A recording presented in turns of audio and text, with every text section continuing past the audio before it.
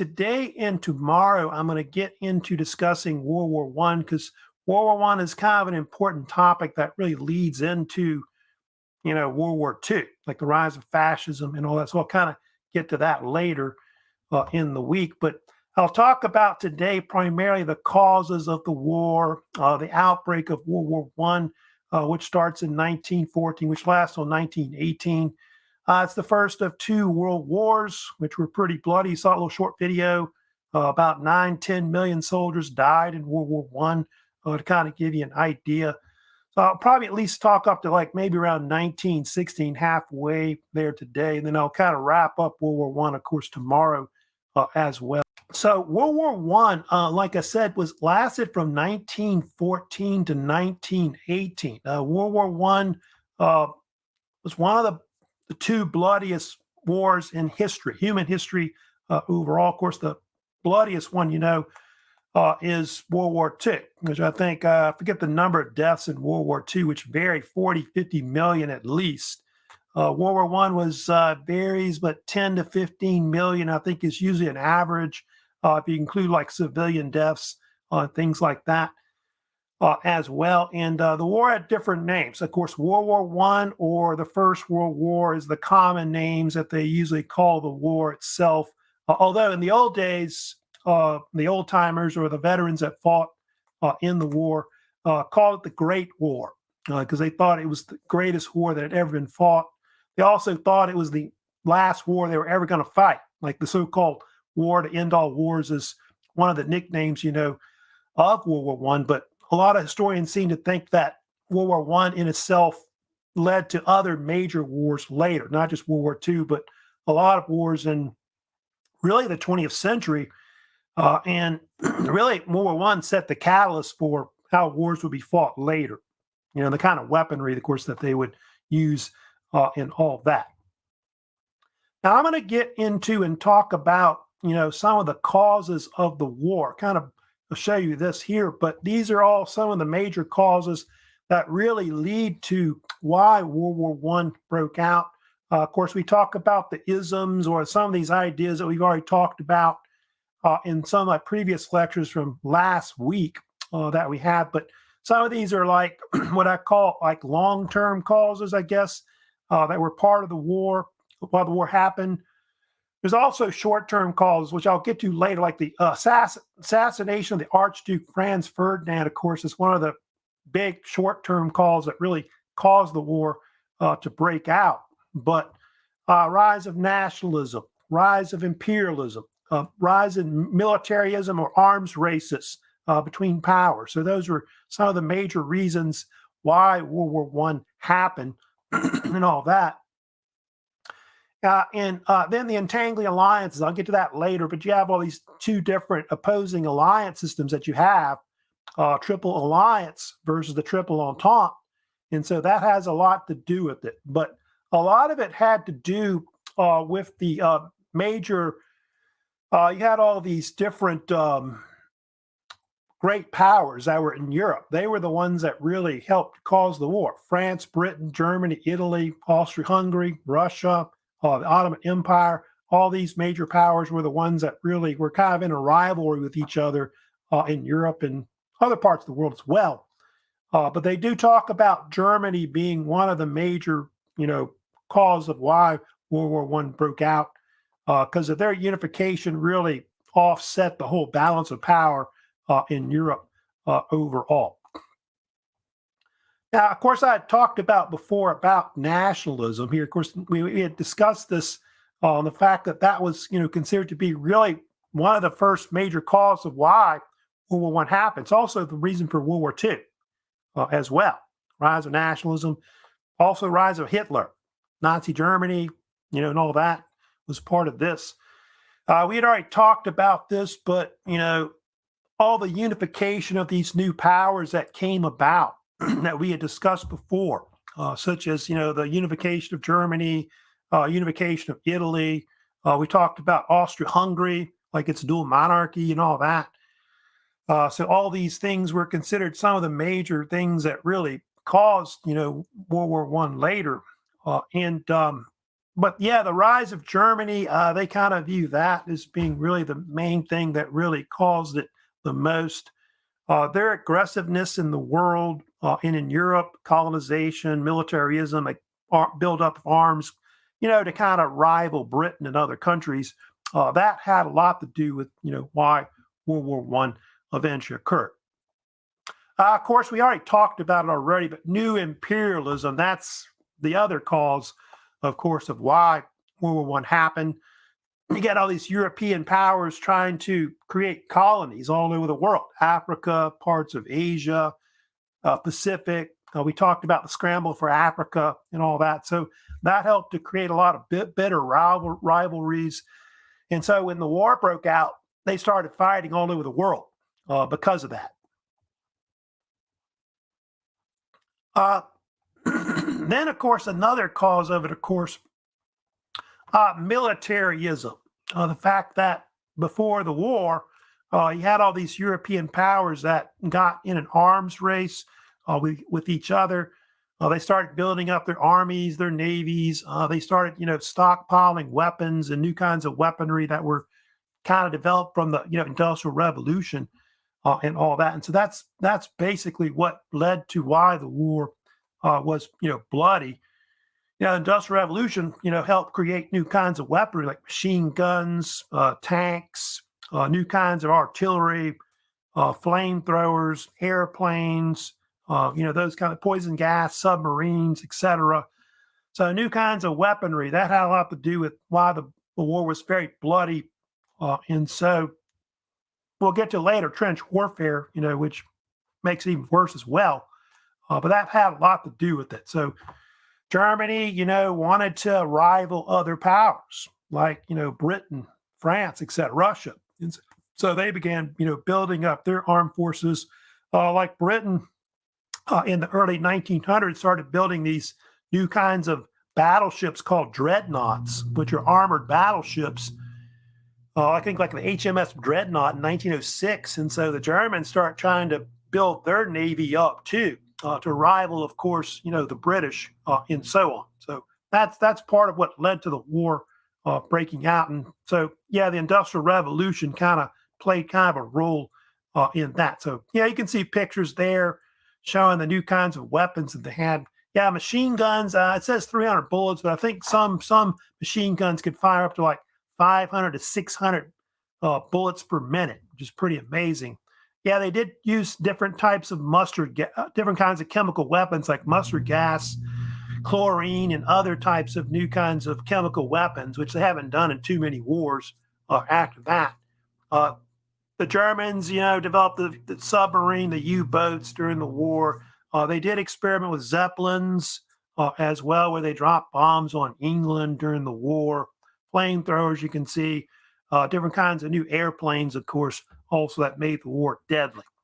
You can see, of course, the tank on the bottom. Yeah, of course, the competing alliance system. Yeah, the rival alliance systems, that had a lot to do with why the war broke out. In a sense, if you look at it, World War One was kind of like a chain reaction war between two different alliances where if one attacked the others would attack them.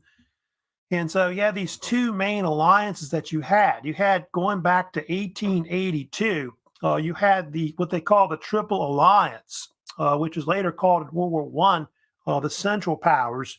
That involved those powers in Central Europe, Germany, Austria-Hungary, and also Italy was in it. Although Italy dropped out, if you know, when the war broke out, and they stayed neutral, and they switched to the Allied side later in the war. And you get the Ottoman Empire and Bulgaria. Those are the powers that really support the Germans in the war. But they're later referred to as being called the Central Powers because they're kind of like in the central part of Europe between the other powers. Then on the other side, you had the Triple Entente, which was later referred to as the Allied powers or Allies during World War I. That included originally France, Russia, and Britain. And then you see later they had other powers that joined too, like Serbia, Romania, Italy joined later, United States joined later too, and so did Japan as well. So you kind of look at that map there and see that. And so Areas are mostly in green or the initial powers that really were against Germany and their alliance, but Italy would stay neutral, but they would switch to the Allied side later in the war. And you see Ottoman Empire on the bottom right there. They would come in and join later on the German side. Here's another map showing you some of the powers that were in it, but you can see all the areas in green. You can see we're kind of with the Allies. You got that, and then you can see how central powers are in that kind of tan-looking areas: Germany, Austria-Hungary, Bulgaria, and Ottoman Empire. Now, of course, the other thing, the fifth cause, you want to call it the really a short-term cause, I guess, of why the war broke out. That was the assassination of the Archduke Franz Ferdinand. So, if anything, that's really considered to be, one of the major causes of why World War I would break out, where the heir to the Austro-Hungarian empire throne was eventually killed in what is Sarajevo, Bosnia. You can see on the date, June 28th, 1914. And so that particular event is really the spark, you want to call it, that really caused the World War I to basically explode at that point. And I'll kind of go more into it. Here's kind of a picture showing the Archduke Franz Ferdinand. He was actually the nephew of Emperor Franz Joseph I, who had been on the throne, of Austria-Hungary going back to the 19th century. He was the heir. I think his original son had killed himself or something like that, and so he was going to be the heir that would take over and become emperor. He was controversial because he had married this woman named Countess Sophie Chodik, who was of lesser origins. She was like from a lesser family, noble family or whatever. And I think they call it a morganatic marriage or something like that. And he was kind of controversial when he married her. So she was like lower status and all that. And he got shot when he was doing this official visit to Bosnia, Herzegovina, which was a province of Austro-Hungarian Empire at the time. And they were doing troop exercise apparently near what is the Serbian border when this, of course, occurred. They think that the organization that had him killed was this group that was called the Black Hand. The Black Hand was this secret military organization. It was kind of like a terrorist group that was within the Serbian military. And they were using terror tactics to try to help Slavic nationalists gain more independence in that region, like in the Balkans, around where Yugoslavia will be later. And the Black Hand wanted basically all Slavs to be unified into a state, a Slavic state, which they later dubbed it Yugoslavia after World War I. And the man on the left there you're seeing is Dragutin Dmitrievich. I think I might have another picture of him. I thought ahead. Well, maybe I don't. Here's Dragutin Dmitrievich on the left, who had a nickname called Apis, which meant the bull or holy bull. And he was a captain in the Serbian military intelligence. And they think he was the one that planned the assassination and sent assassins to actually try and kill the Archduke in nearby Bosnia. That's just next door. Serbia was a kingdom, the kingdom of Serbia at the time. And if you study about that area, the so-called Balkans Peninsula, it was known as the powder keg of Europe because a lot of historians believed at that time that it would cause a big war to break out because you had these different nationalities that were there, like Slavs mostly, etc., that wanted to break away from these other powers like Austria-Hungary, Ottoman Empire, and also, I guess, Russia. And so some of them wanted to create like a Slavic type state, which would be like a Yugoslavia later. And Serbia was an independent state. It had formed, I think, a few years before. And so they wanted like Bosnia and other parts of that area to kind of join them and create one viable state at that time. Of course, that's when this comes in, when, the Archduke decides to go to Bosnia in June of 1914. Of course, he takes his wife with him, as you know, and kind of shows some images of this, but they toured the city of Sarajevo in a convertible. You can see that's the actual death car, you want to call it, a 1911 Graf Stift double Phaeton convertible. It's kind of similar almost to the John F. Kennedy assassination. You know that, where Kennedy got shot in Dallas, Texas in 1963. So it's kind of almost like a similar kind of incident where someone was shot in a moving car. Anyway, what happened was they had they actually had, there was actually, it's kind of a weird story, but there were actually 7 assassins were actually involved that were sent there. They were armed with bombs, pistols. They also were given cyanide because they were supposed to kill themselves afterwards, believe it or not. And so, as I told you, Colonel Dmitrievich, he was the one that was behind it. And there were actually 2 men. I think I have the other man, which is right here. There are actually two men that attempted an assassination. The first one we see there is a man named Delko Kabardovich. He was a member of a Slavic group, national Slavic group called the Young Bosnia, which Gavrilo Princip was too. Young Bosnia was this Slavic nationalist group that wanted Bosnia to break away and join Serbia.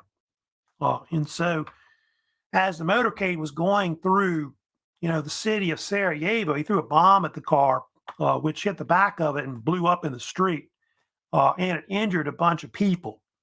And so I think they show an image of the Archduke and his wife getting in the car. But apparently the Archduke went to visit the mayor of Sarajevo, and he said to him something like, "Mr. Mayor, I came here on a visit, and I get bombs thrown at me. It is outrageous."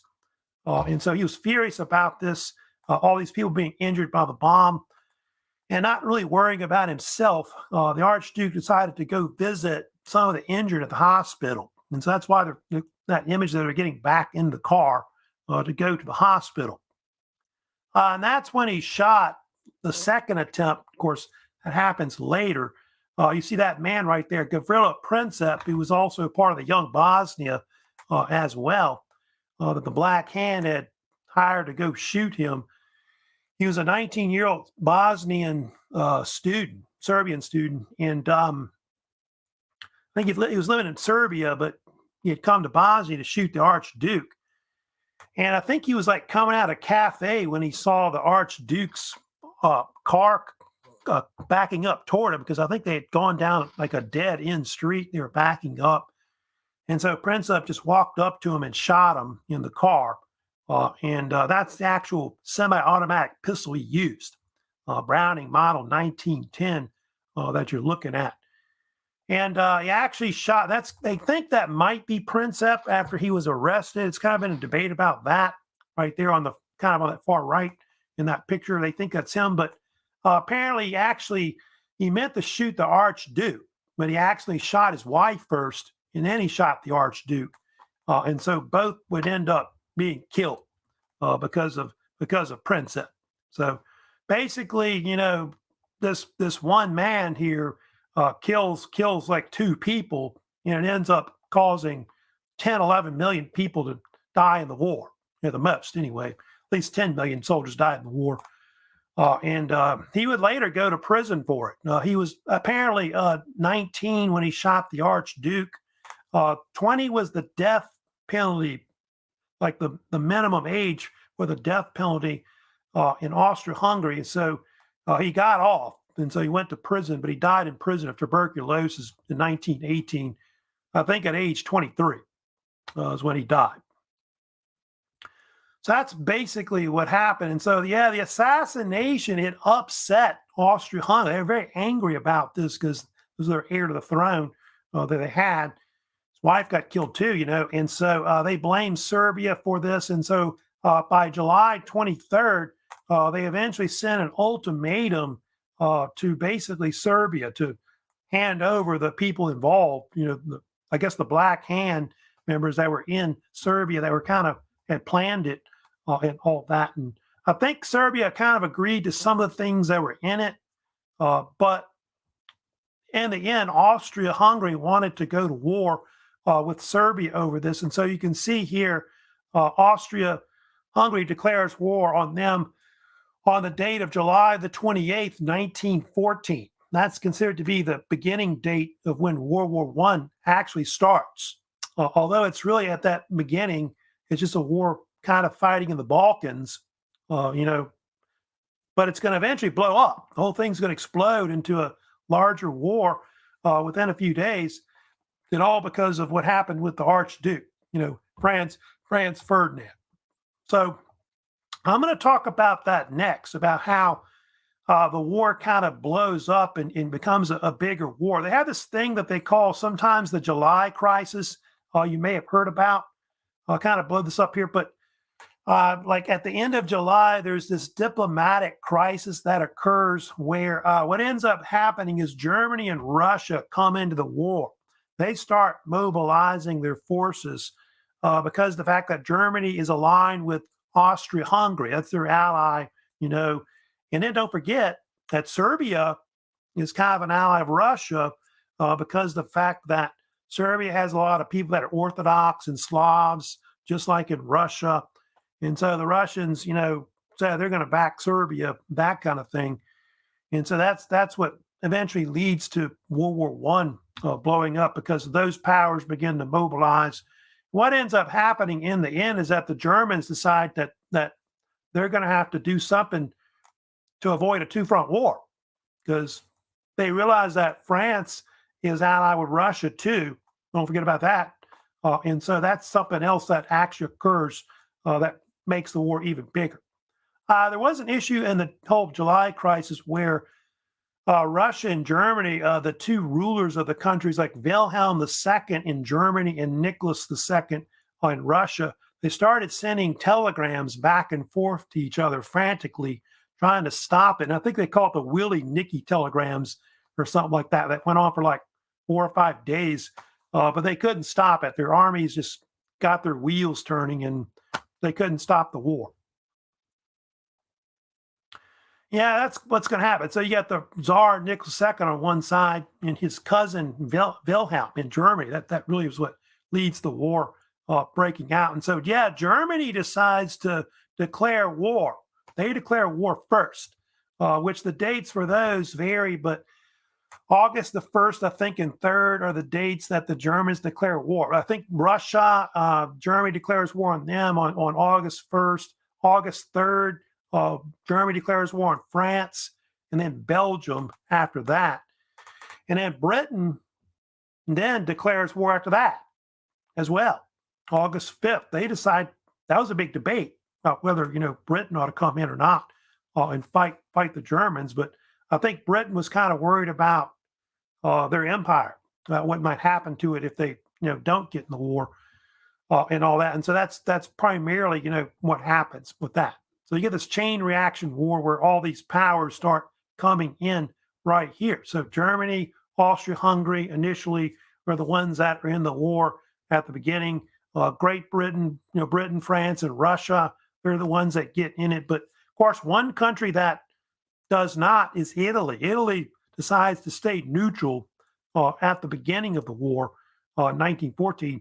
They'll later join in 1915, the Allied side, because they want to fight Austria-Hungary and all that.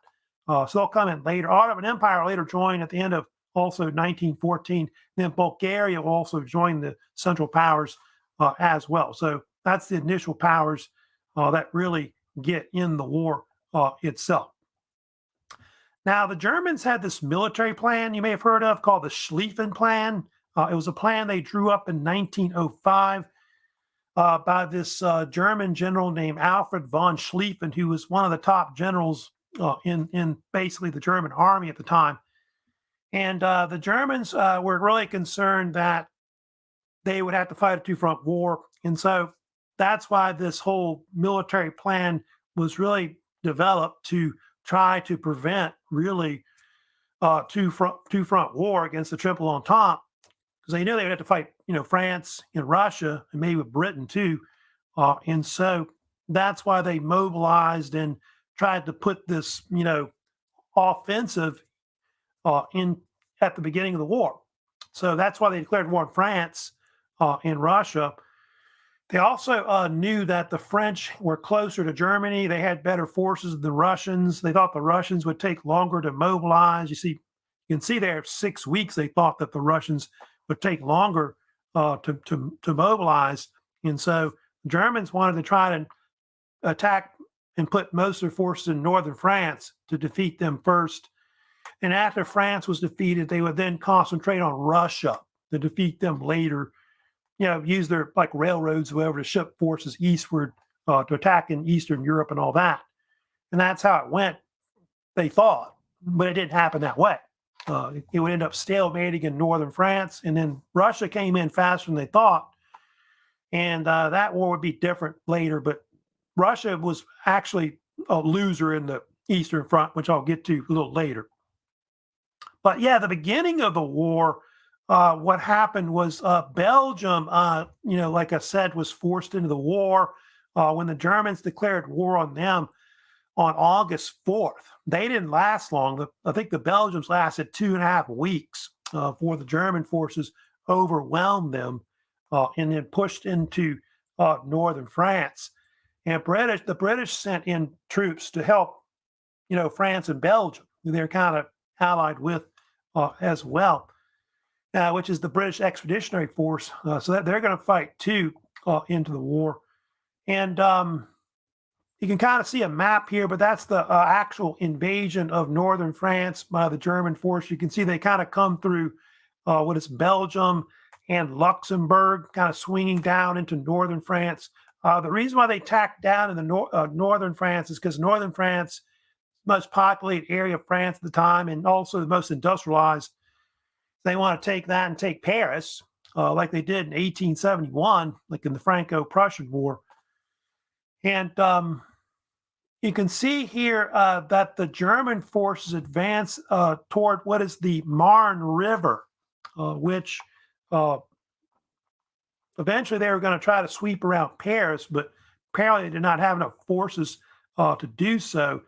But the First Battle of the Marne is really considered to be really the first major battle of World War I. The amount of forces that fought in the Battle of the Marne was something like around 2 million troops combined on both sides, which I think I told you before that the First Battle of the Marne was the largest European battle since the Battle of Leipzig, or the Battle of Nations, which took place in Germany in 1813, which I think I told you they had. I thought it was like 600,000 troops, I think, that they had in the Battle of Leipzig when they defeated Napoleon.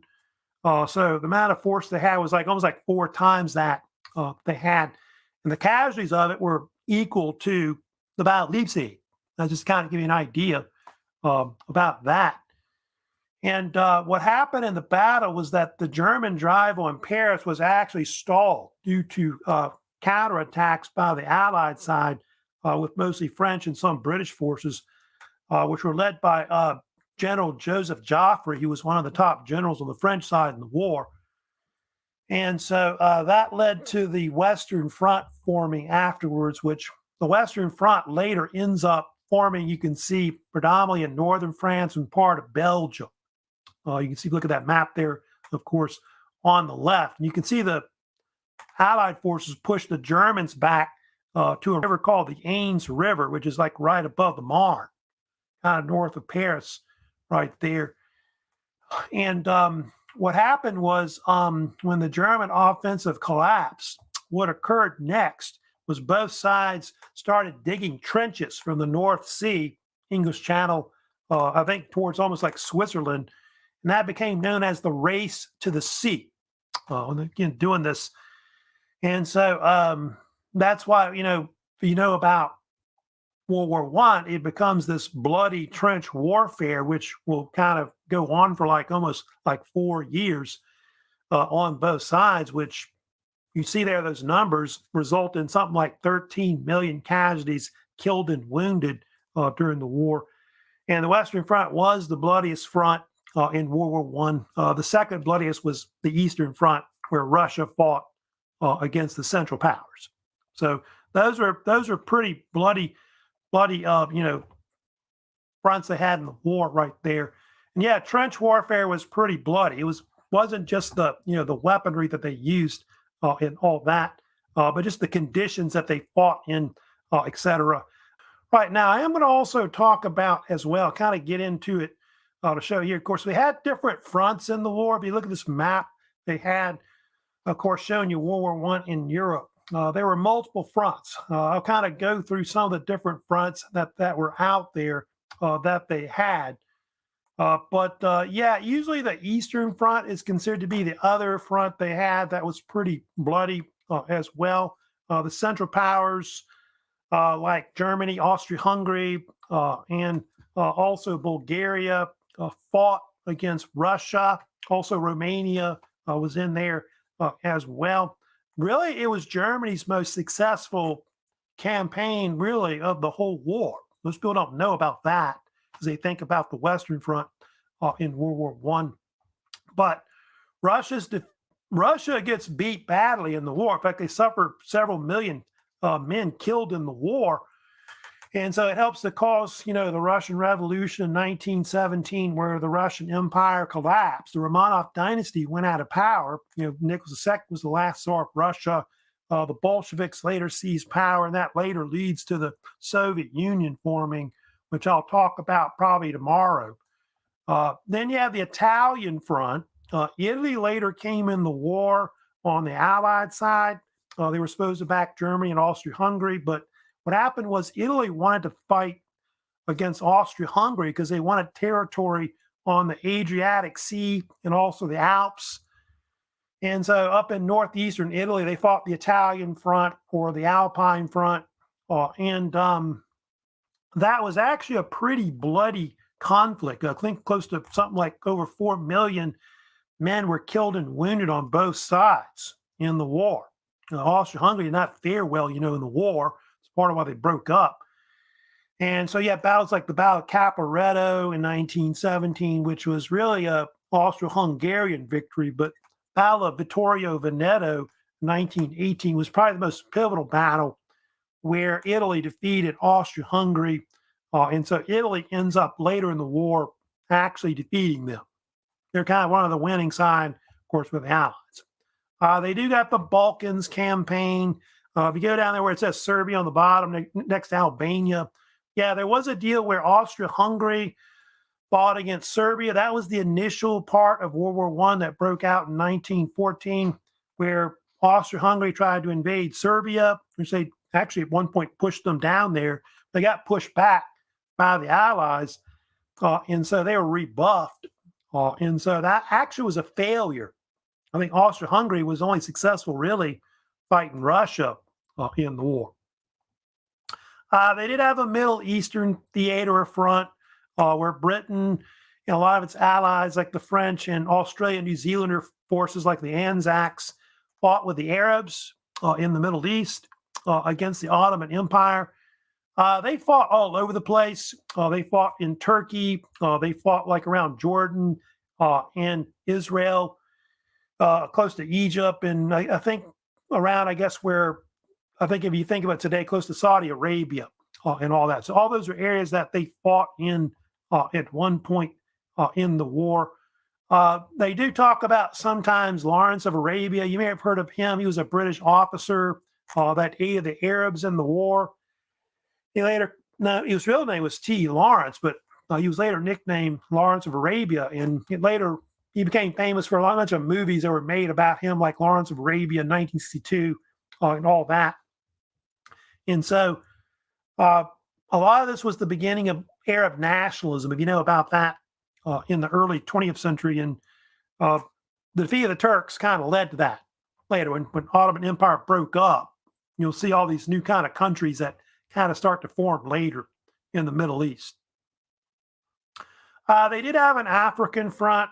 The British, the French, Portuguese, Italy, and I think also the Belgians, like around the Congo, fought against the Germans in the war. Both sides fought with like a combination of colonists that were there, and also Africa. A lot of the force were African troops and actually fought on both sides. And there was this guy named Paul von Lettow-Vorbeck, who was known by the Germans as called the Lion of Africa. He actually kept a lot of the Allied forces in check using guerrilla warfare. I think some of the Allied forces were like 300,000 troops, and he was able to keep them in check, mostly using African forces.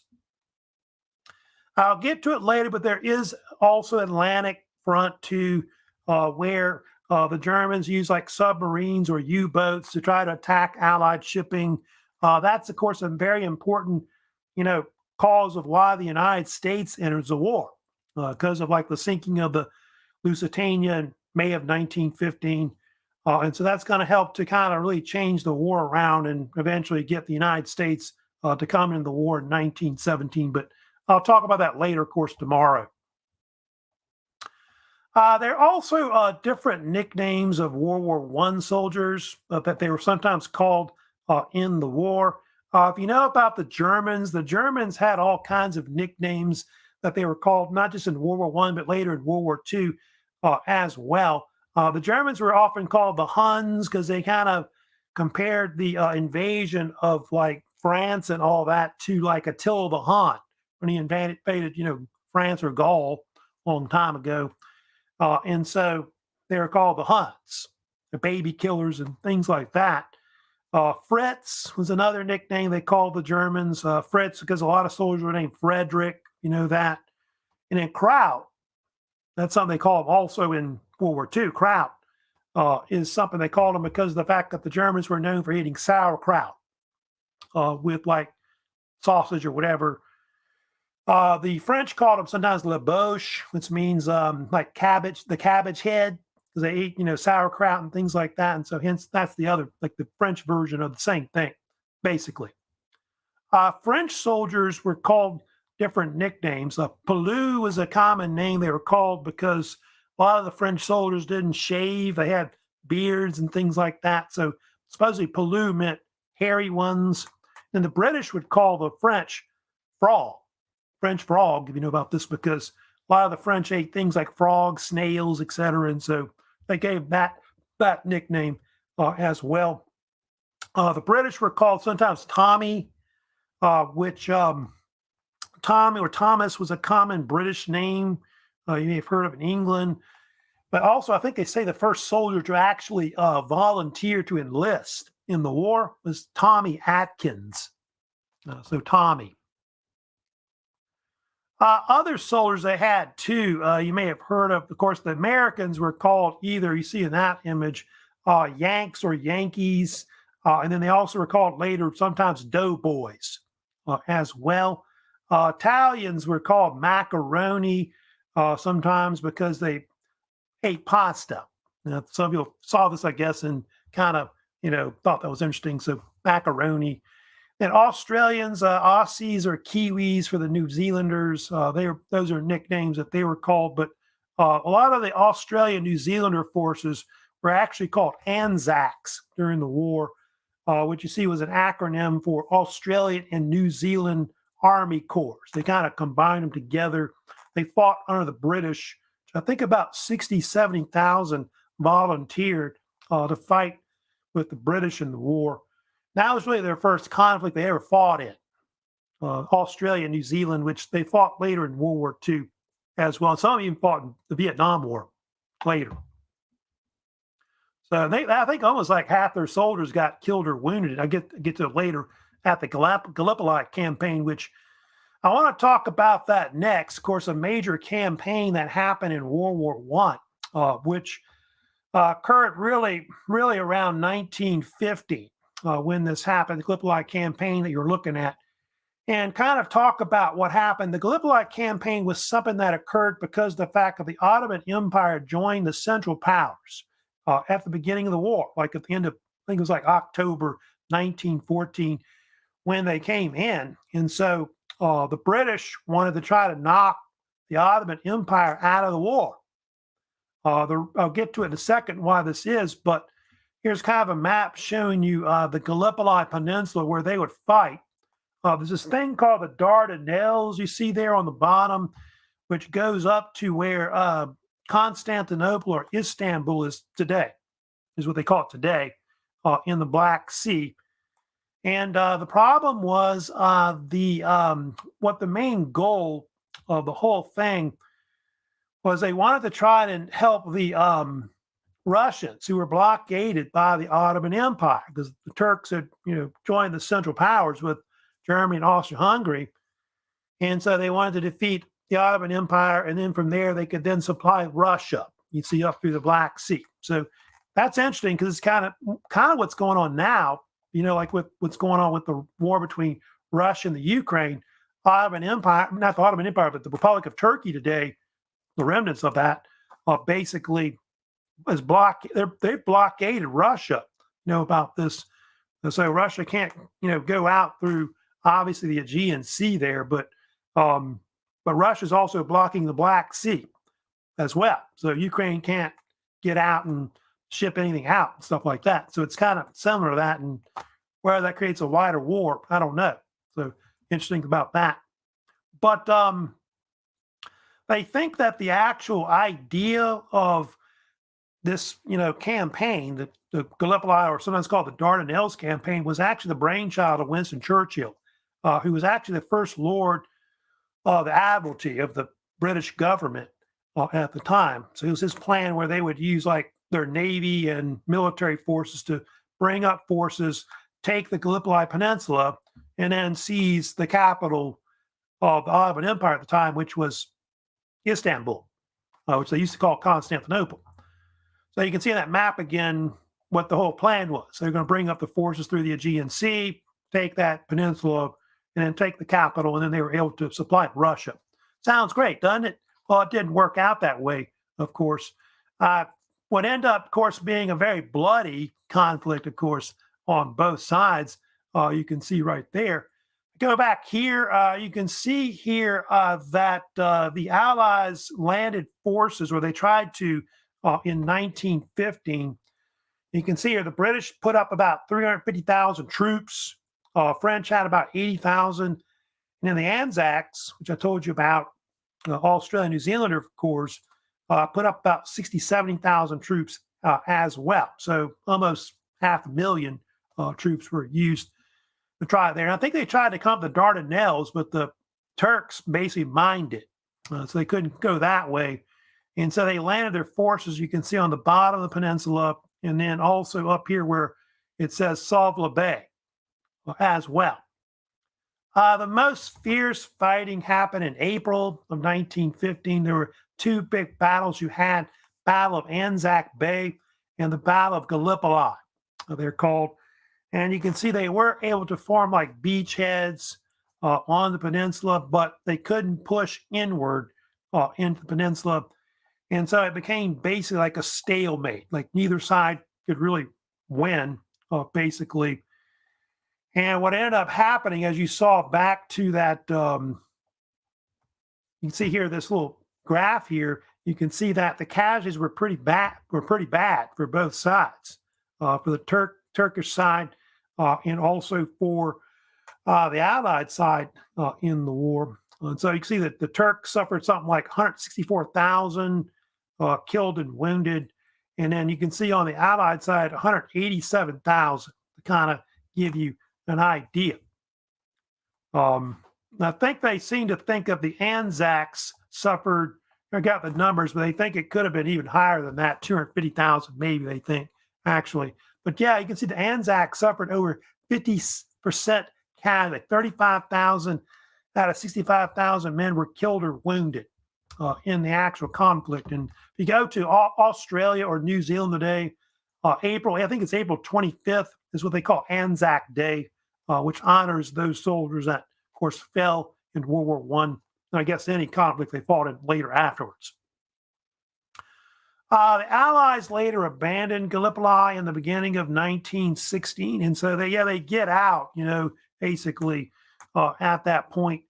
And part of why the Turks were successful was they had this German general named Otto Liman von Sanders that was like an advisor to the Turkish military, and he was able to guide them in fighting the Allies and also, arming them with German military equipment like machine guns and artillery and things like that. And that's part of why the Turks were kind of successful. The Turks also had a pretty good general on their side. who was really their top hero. His name was Mustafa Kemal, later called Ataturk. You may have heard of. He was one of the big heroes at the Battle of Gallipoli. And he later went on to found the Republic of Turkey after the Ottoman Empire broke up after World War One. And Ataturk means basically father of Turkey. So he's like one of their first presidents, I think, after the war and all that. But he's kind of considered an important figure in the war. But Gallipoli was a total failure. That actual campaign and all that. And Winston Churchill, by the way, was sacked, I think, until World War II. You don't really see him come back until he becomes prime minister. Now, I want to next talk about the Battle of Verdun for a few minutes. That was considered to be really one of the bloodiest battles that was fought really in the war. 1916 was a pretty bloody year in World War One. They had two big battles on the Western Front that took place: Battle of Verdun and the Battle of the Somme. But I think those two combined, you almost had like almost 2 million casualties combined, like killed and wounded in the war itself. The one you see there on, of course, the right there, Battle of Verdun, was the longest battle fought in World War One. It lasted 302 days, February 21st to December 16th, 1916. It was, by the way, fought. It was fought basically on a front that was only like 25 miles in width, to kind of give you an idea about the Battle of Verdun. 25-mile front. That's it, basically. It was fought in like the northern part of France, close to the Belgian border, near what is the Meuse River. Kind of show you a map of Battle of Verdun, but you can see here, yeah, so it's kind of close to the Belgium-German border right there. And you can see Verdun on the bottom. And then you can see all these little forts they have everywhere. I don't know if you see those or not, but Fort Douaumont, Fort Vaux, Fort Souville, all those were important forts. You got a bunch of batteries that are kind of around them, which basically are important in the whole battle, because they think the Battle of Verdun, if the Germans had broken through in 1916, they think the war probably would have ended at that point.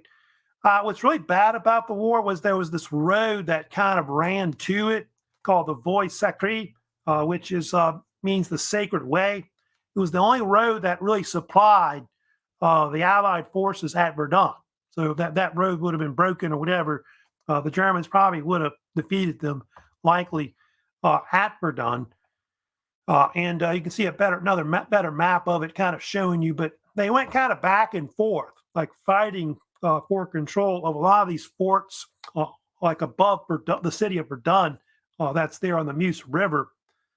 And kind of give you an idea of how bad the battle was. They say that in the actual battle that there were something like 30 to 40 million artillery shells that were fired by both sides in a 10-month period.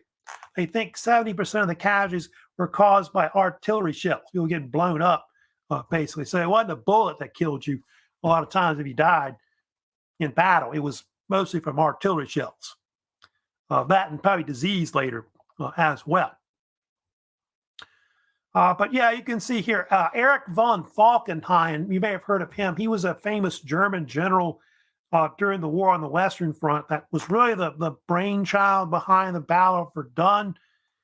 And his idea was he wanted to fight a war of attrition to defeat the French. He thought if he could kill more French troops than German troops, they could then break through. And so he said the famous comment that he was going to bleed France white, like a soldiers were bent. And so the Germans tried to concentrate on that one area in northern France along the Meuse River. And so that's why it became one of the bloodiest conflicts in human history. Now, it's not considered the bloodiest battle, like overall. I think they say the bloodiest battle really in human history is the Battle of Stalingrad, which happened in World War II between 1942-43, between the Soviet Union and Nazi Germany on the Eastern Front of World War II. And I think that one was like 1-point-something million men killed, some crazy amount. On the French side, they had this general named Philippe Pétain. You may have heard of him. He was the main general that was at Verdun, and he was later known as the Lion of Verdun. He was considered one of the big heroes of World War One, up there with General Joffre, etc. Kind of, you know, about it, becomes a traitor later during World War II when he backed Nazi Germany when they lost the war. I'll get to later Vichy France and all that, but he's ahead of it later. But there's a comment or quote that's sometimes attributed to him, which is "They shall not pass," which was kind of made popular by him, although they think it was said by this other general named Robert Nivelle. But that became kind of a motto that the French used at Verdun. They shall not pass, because I guess that they felt like if they broke through, that would be the end of the war. So Verdun was kind of a stalemate. Neither side was able really to win.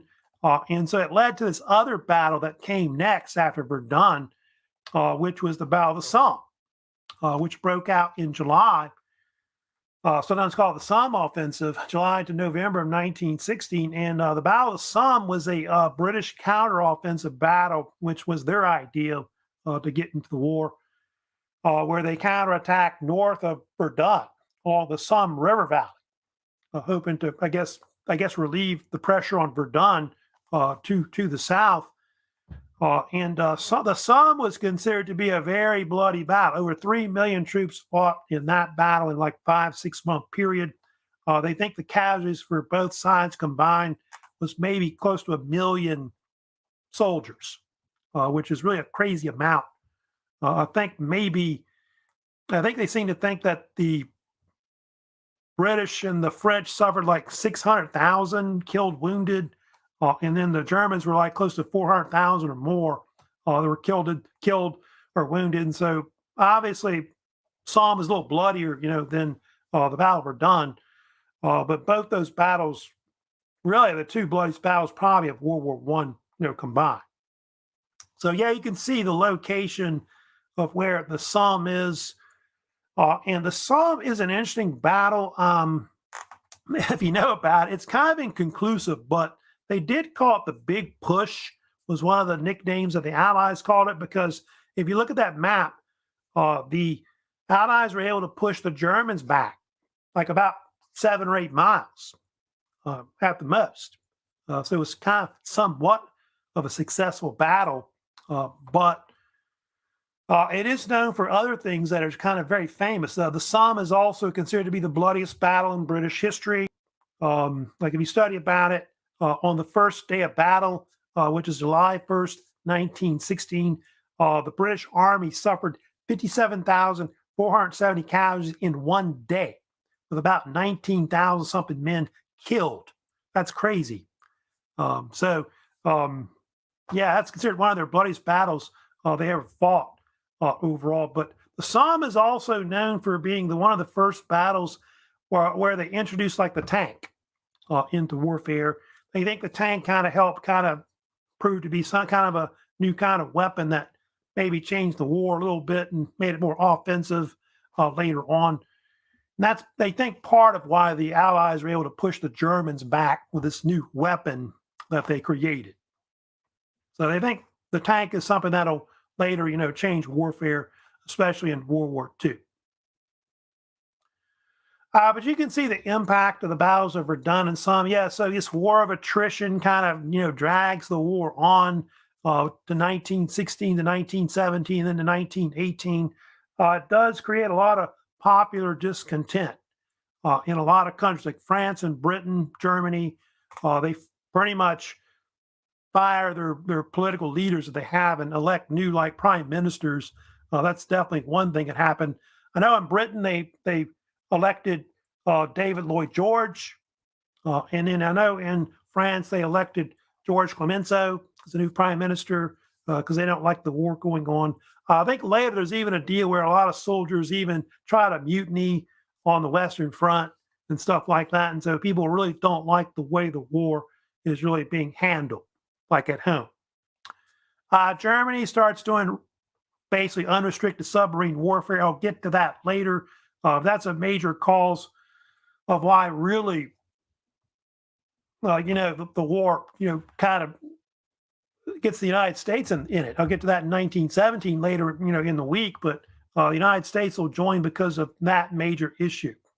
The other thing that happened too was that the Germans were pretty exhausted from fighting like the Battle of Somme, the Battle of Verdun, and so they began to build a new defensive front.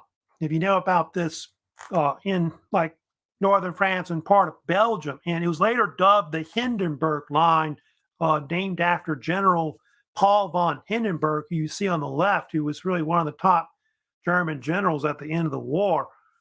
And so that'll kind of help to kind of keep the war going longer. Like, I think if they hadn't built that defensive line, I think that the war probably would have ended a lot shorter than it would have. But I'll get to it later. Of course, on tomorrow we'll talk about also the Russian Revolution. That's going to be another issue, really. That'll kind of change the war. Not just the United States getting in the war, but Russia is going to drop out. That's one thing that happens. They'll withdraw from the war and all of that. That's going to create a lot of havoc, in Europe, because you get the rise of communism, that takes over like Russia, leading to the Soviet Union forming by 1922. So we'll also talk about that and Stalinism, how that also is created, after the war as well. So kind of talking about the beginning of the war from 1914 to 1916. I'll get more into like the later parts of the war, 1917 up to 1918. And I'm also going to talk about later as well what happens in 1919 after the war with the Treaty of Versailles. That's going to, of course, help to, change everything. That's going to lead to the rise of fascism between the wars and also World War II.